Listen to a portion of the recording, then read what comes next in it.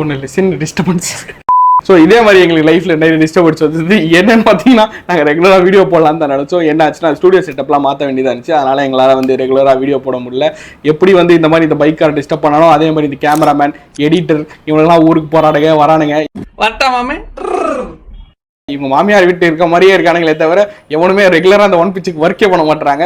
Flashback 54 நாள் video போடலான்னு முடிவு பண்ணியிருக்கோம். அது வந்து support of the camera bad அது எடிட்டர் 2000 years later. ஸோ இதுக்கப்புறமா அது ரெகுலராக வீடியோ போடலாம் அப்படின்னு நாங்கள் நினச்சோம். ஸோ நாங்கள் ப்ரெடிக்ட் பண்ண மாதிரியே கேகேஆர் வின் பண்ணிருச்சு.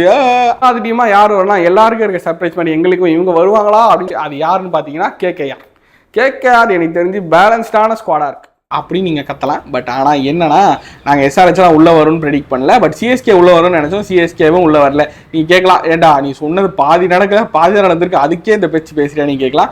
ஸோ நாங்கள் அப்போவே சொல்லியிருந்தோம், இன்ஜுரிஸ் இருந்தாலோ என்ன நடந்தாலும் அந்த டீம் உள்ளே வராது ஐபிஎல் ஃபைனலுக்குள்ளே அப்படின்னு நாங்கள் சொல்லியிருந்தோம். ஐபிஎல் என்ன வேணால் நடக்கலாம். நம்ம தலையாக சொல்லியிருக்காரு. ஏன்னா ஐபிஎல் ஒரு பெரிய டோர்னமெண்ட், யாருக்கு வேணால் இன்ஜுரி ஆகலாம். திடீர்னு ஒரு பிளேயர் வந்து நல்லா பர்ஃபார்ம் பண்ணாமல் போயிடலாம்.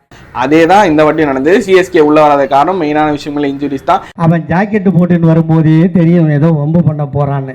ஸோ கேகேஆரா இருக்கட்டும், எஸ்ஆர்ஹெச்சா இருக்கட்டும், அதே மாதிரி வந்து இன்னொரு டீமா இருக்கட்டும். கேகேஆர் எஸ்ஆர்ஹெச் இன்னொரு டீம் யாரா இருந்தா?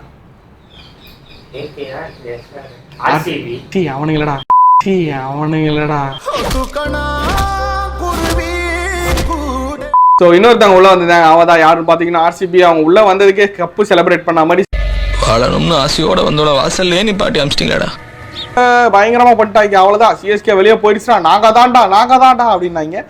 அதுக்கப்புறம் எங்களுக்கு என்ன தோணுச்சுன்னா, முக்கியமான விஷயம், ஐயா நீங்க கப்புலாம் ஜெயிக்கல, உள்ளதான் போயிருக்கேன், அதுக்கே இந்த ஆட்டமா.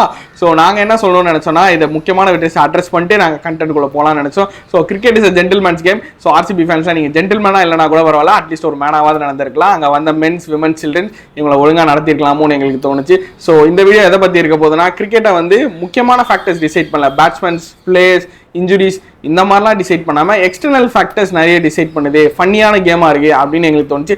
அது என்னென்ன ஃபேக்டர்ஸாக இருக்கும் அப்படின்றத இந்த வீடியோவில் பார்க்குறோம். So welcome to the video. This is one page.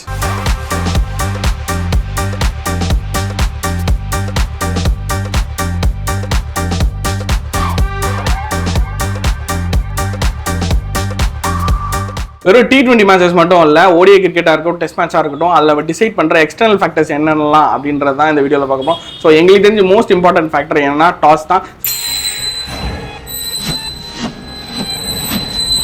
So T20 கிரிக்கெட்டை பொறுத்த வரைக்கும் டாஸ் போகிற ரெண்டு கேப்டன்ஸுமே என்ன வச்சுப்பாங்கன்னா, சப்கான்டினென்ட்ல வரும்போது சரி டியூ இருக்கா இல்லையா, இந்த டீம் வந்து டியூ இருக்குமா இல்லை அந்த டீமுக்கு டியூ இருக்குமா, ஸோ லேட்டர் நைட்டில் ஆடும்போது டியூ வருமா வராதா அப்படின்றதான் ரொம்ப முக்கியமான விஷயமா யோசிப்பாங்க. டெஸ்ட் கிரிக்கெட்டில் வந்து 4th இன்னிங்ஸ் உங்களால் கண்டிப்பாக பேட் பண்ண முடியாது அப்படின்றது இருக்குது. ஏன்னா 4th இன்னிங்ஸ் அப்போ என்ன ஆகுனா, பிச்சு ஃபுல்லாகவே அடிச்சு 5 நாள் ஓட அது மேலே தேய்ச்செல்லாம் விளையாடி இருப்பாங்க.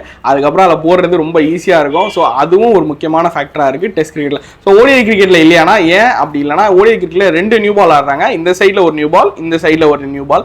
ஸோ அது அவ்வளோ பெரிய எஃபெக்டாக இருக்காது அப்படின்னு எங்களுக்கு தோணுச்சு. ஆனால் இதில் அப்படி கிடையாது, ஒரே ஒரு பால் தான். ஸோ அது ரொம்ப முக்கியமான ஃபேக்டர்ஸாக அஃபெக்ட் பண்ணுது ரெண்டு டீம்ஸுமே. ஸோ எந்த டீம் என்ன பண்ணாலும் சரி, அவங்களால அந்த டாஸ் ஃபேக்டரியும் சரி டியூ ஃபேக்டரியும் சரி தடுக்கவே முடியல அப்படின்றது எங்களுக்கு தோணுச்சு. அதுக்கப்புறம் இன்னொரு முக்கியமான விஷயம் பார்த்தீங்கன்னா, என்னடா பாலை பற்றி சொன்ன, ஓடிஐ கிரிக்கெட்டில் தான் 2 பால் விளையாடுறாங்க அப்படின்னு நீங்கள் கேட்கலாம். பட் ஆனால் இன்னொரு விஷயம் இருக்குது, எல்லா கண்ட்ரீஸுமே வித்தியாசமான பண்ணுறாங்க. இப்போ இந்தியாவை பொறுத்த வரைக்கும் SG பால் யூஸ் பண்ணுவாங்க. ஸோ ஆஸ்திரேலியா பொறுத்த வரைக்கும் குக்குபுரா பாலும், அதுக்கப்புறம் டியூக் பால் வந்து இங்கிலாண்டில் யூஸ் பண்ணுவாங்க. என்னடா எல்லா கண்ட்ரீஸும் வித்தியாசமான பால் யூஸ் பண்ணுறாங்க, ஆனால் ICC தான் ஒரே ஒரு ஆளாக இருக்காங்க.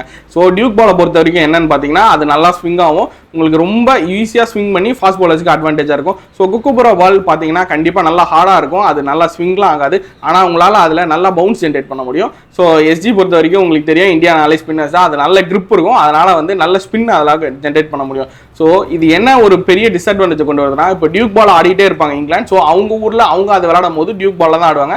ஸோ இந்தியா போனாலும் டியூக் பாலில் தான் விளையாடும். ஆனால் இந்தியாவில் ஆடும் போது SG பால் ஆடுவாங்க. இதுவே ஆஸ்திரேலியா நடக்கும்போது இதே மாதிரி தான் நடக்குது. என்னடா ஸோ இவங்க என்ன பண்ணலாம்னா, பொதுவான ஒரு பாலை வச்சு எல்லாருமே விளையாடலாம். ஆனால் அது ஏன் அப்படி கொண்டு வர மாட்டாங்கன்னு எங்களுக்கு தெரியல. ஸோ நாங்கள் நிறைய ரிசர்ச்சஸ் பண்ணி பார்த்தோம். பட் ஆனால் அந்தந்த போர்டு அவங்கவுங்களுக்கு என்னென்ன யூஸ்ஃபுல்லாக இருக்கோ அதை மட்டுமே யூஸ் பண்ணிக்கிறாங்க. அது மிகப்பெரிய டிஸ்அட்வான்டேஜ். ஆனால் எஸ் ஏன் அப்படி பார்த்தீங்கன்னா அது வந்து விசிட்டர்ஸ் டீமுக்கு ரொம்ப டிஸ்அட்வான்டேஜ் தான் இருக்கும். ஸோ அவங்க இங்கே வரும்போது டிஸ்அட்வான்டேஜ், இவங்க அங்கே போகிறது டிஸ்அட்வான்டேஜ். ஆனால் எங்களுக்கு என்ன தோணுச்சுன்னா ஒரு காமன் ஃபேக்டராக இருந்து கேம் இம்ப்ரூவ் பண்ணலாமே, அதை விட்டுட்டு அவங்கவுங்க பால் வச்சு விளையாடிக்கோங்கப்பா, நாங்கள் எதுலையும் தலையிட மாட்டோம் ஐசிசி சொல்கிறது ஃபேர் காலானா கண்டிப்பாக இல்லை. ஸோ அதில் ஏதாவது கண்டிப்பாக கொண்டு வர முடிஞ்சுன்னா கேம் நல்லா இம்ப்ரூவ் ஆகிறதுக்கு சான்சஸ் இருக்கு. ஸோ இன்னொரு முக்கியமான ஃபேக்டர் என்னன்னா இந்தியனோட வியூவர்ஷிப் தான். சாரி, எனக்கு தெரியாது. ஏன்னா இந்தியன் வியூவர்ஷிப்லாம் ஒரு காரணமானா எஸ். ஏன் இந்தியன் வியூவர்ஷிப்பை நாங்கள் ரொம்ப குறை சொல்கிறோன்னா இந்தியன் வியூவர்ஷிப் தான் கிரிக்கெட்டில் ரொம்ப முக்கியமான விஷயம். வேறு யாருமே இந்தியாவில் கிரிக்கெட் பார்க்குற அளவுக்கு பார்க்க மாட்டுறாங்க. அதுக்கப்புறம் இவங்க என்ன பண்ணுறாங்கன்னு பார்த்தீங்கன்னா இந்தியாவுக்கு ஏற்ற மாதிரி டைமிங்ஸ் எல்லாம் மாற்றுறாங்க. இப்போ அவங்க ஊர் இப்போ வெஸ்ட் இண்டீஸில் பார்த்தீங்கன்னா T20 வேர்ல்ட் கப் நடக்குது, அந்த ஊர் டைமிங்லாம் நடக்குது. இந்தியாவில் எப்போ இவங்க பார்க்குறாங்களோ அந்த டைமுக்கு ஏற்ற மாதிரி மாறிக்கிறாங்க. நாங்கள் ஒரு 2000 டைமில் கிரிக்கெட் பார்க்கும்போது எப்படி இருக்குன்னா அந்த ஊர் டைமில் அவங்க எப்போ ஃபேவராக நடந்துமோ அப்போ மாற்றிட்டு இருந்தாங்க. ஆனால் இப்போ அப்படி கிடையாது. இந்தியாவில் தான் வியூவர்ஷிப் இருக்குன்னு அவங்களுக்கு தெரியுது. எத்தனை கண்கள் பார்க்குதோ, எத்தனை கண்கள் ஆடு பார்க்குதோ அதுதான் முக்கியம். ஸோ ஐசிசியும் என்ன பண்ணிட்டாங்கன்னா இந்தியன் போர்டுக்கு ஃபேவராக தான் பண்ண ஆரம்பிச்சிட்டாங்க.